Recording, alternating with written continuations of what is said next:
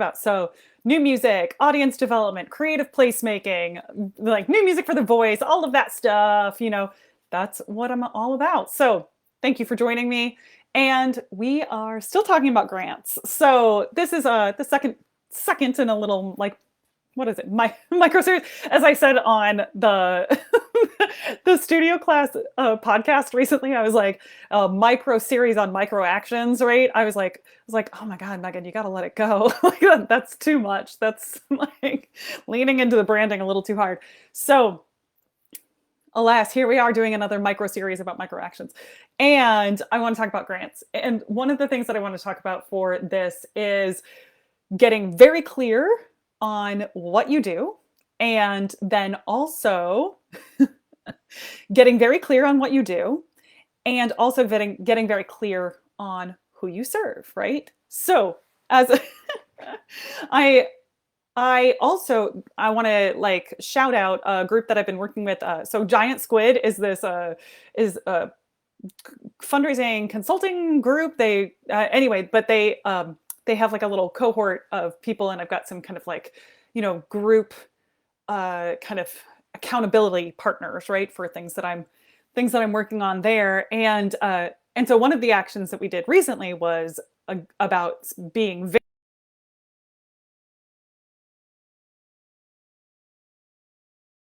have this kind of conversation with you anyway. So regardless if you are running an organization, running an ensemble, or being an individual performer, composer, painter, writer, poet, whatever it is that you do, however you are professionally creative, right? This is the place where we talk about those things. And so regardless of that, you will likely need to apply for opportunities, and you will also probably need to apply for funding at some point.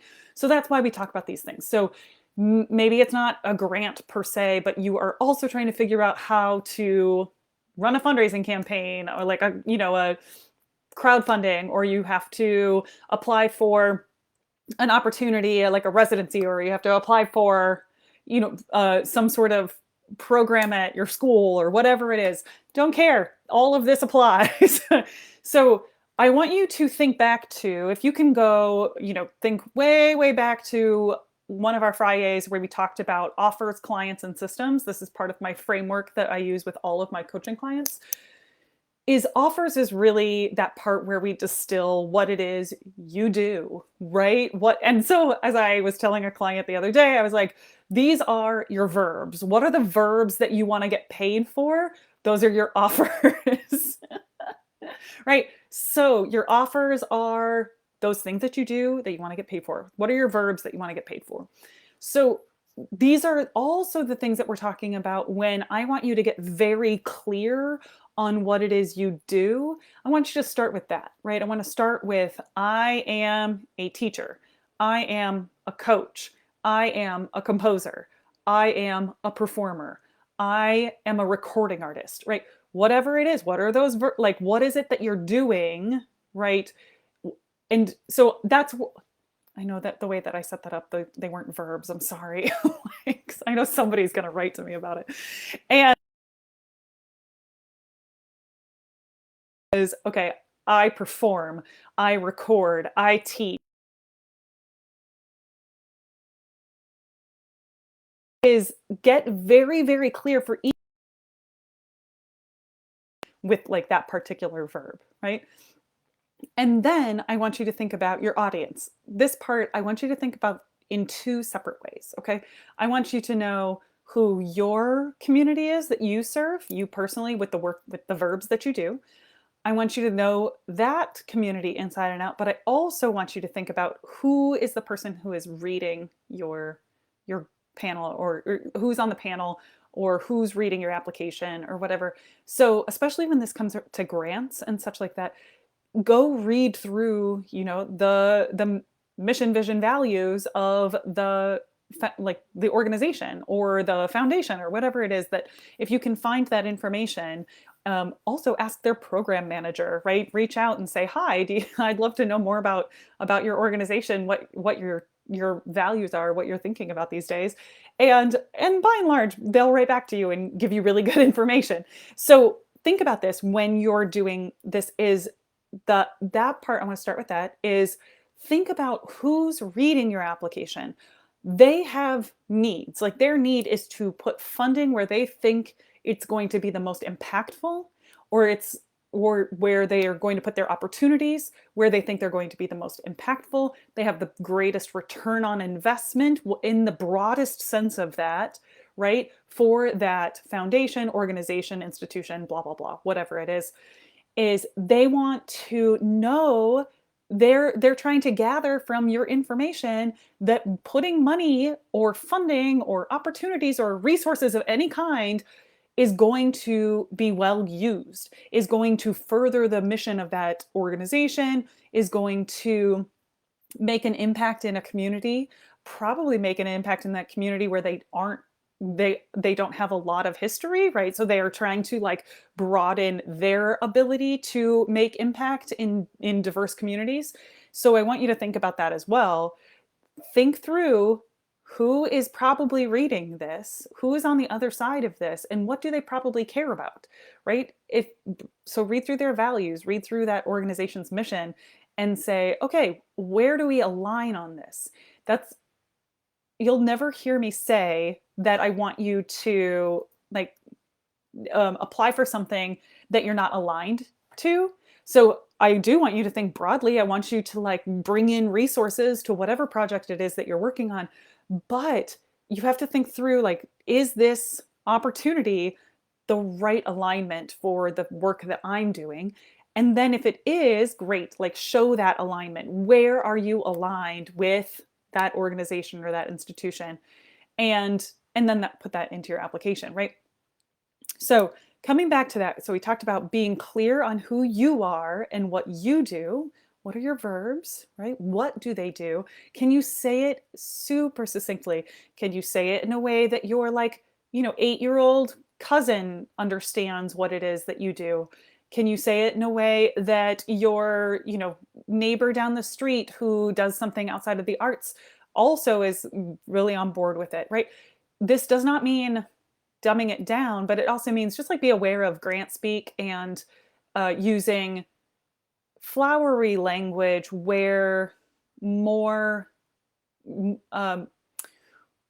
where clearer language could actually work. So and one of the things that I've bumped into recently is also sometimes inside of our field or inside of the niche that we work in our field, we use very clear terminology, right?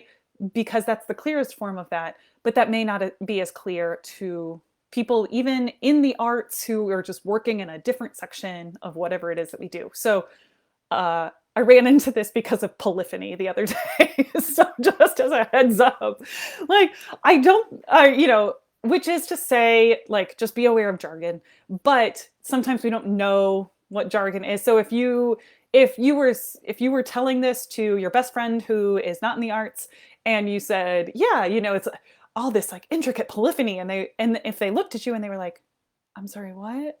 Then like just be aware of anything that you might say, because even if they're in the arts, it doesn't mean that they always fully understand each like modality is like specific terms and stuff like that. So just keep that in mind. Go through, see if you can strike it out. What's a different way of saying this?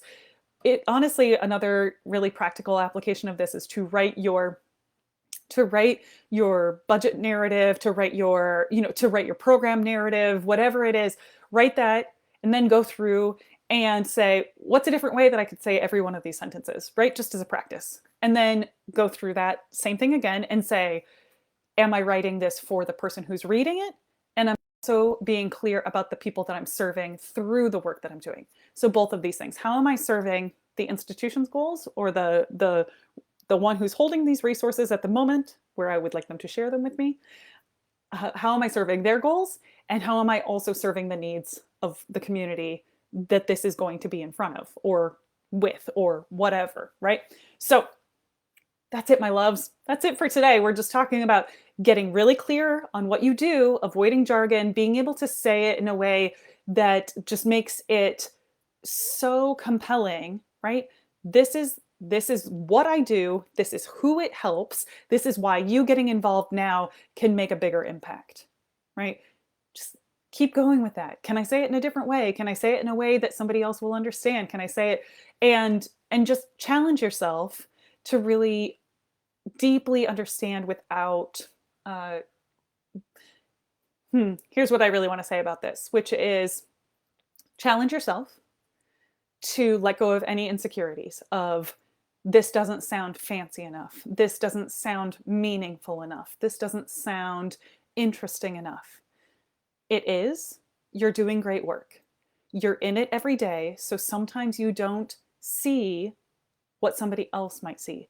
And then because of that, you have a little insecurity that pops up that says, well, I should dress this up more so that people can see really how important it is. But really what they want to know is it is important, and how is it serving your needs, the institution's needs, and your community's needs. That's it, right? Okay, divas, stay sparkly, inside and out, go get those grants.